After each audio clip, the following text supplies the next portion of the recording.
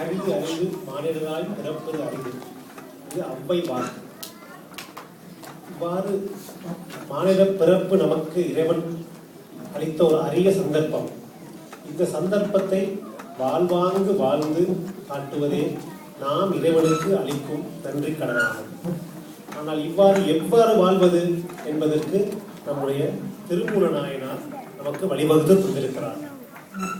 அவர் கூறிய கூற்று, யாவர்க்குமாம் இறைவர்க்கோர் அச்சிலை, யாவர்க்குமாம் பசுவுக்கோர் கையுறை, யாவர்க்குமாம் உள்ளும் போது ஓர் கைப்பிடி, யாவர்க்குமாம் பிறர்க்கு இன்னுரை தானே. இந்த கூற்றுப்படி வாழ்ந்தவர்கள் எத்தனை பேர்? மிக அரிது.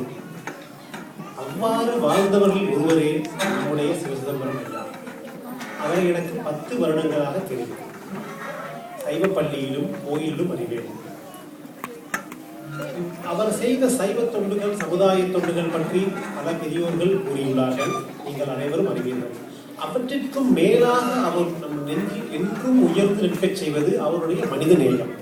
திருமூலர் கூற்றுப்படி யாவர்க்குமாம் பிறர்க்கோர் இன்னுரை என்பது அவர் முகத்தில் என்றும் மாறாத சிரிப்புடன் பரிவுடன் கலந்த வார்த்தை. நான் அவரை கோயிலும் பள்ளியிலும் சந்திப்பேன்.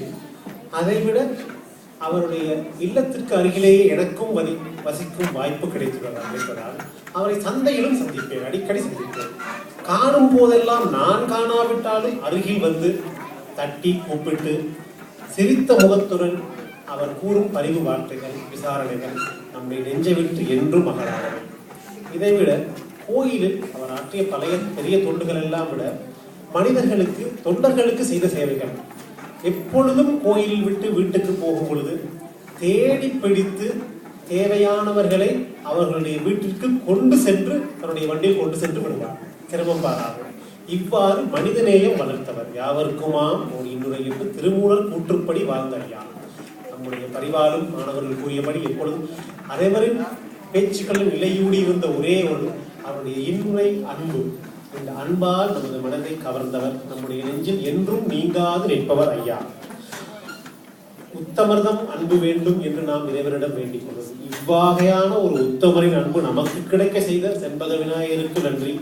இவ்வகையான ஒரு உத்தமருக்கு அஞ்சலி செலுத்தும் வாய்ப்பு கொடுத்த அமைப்பாளர்களுக்கு நன்றி. அவரது ஆத்மாவுக்கு அஞ்சலி செய்து வணக்கம் தெரிவிக்கிறேன்.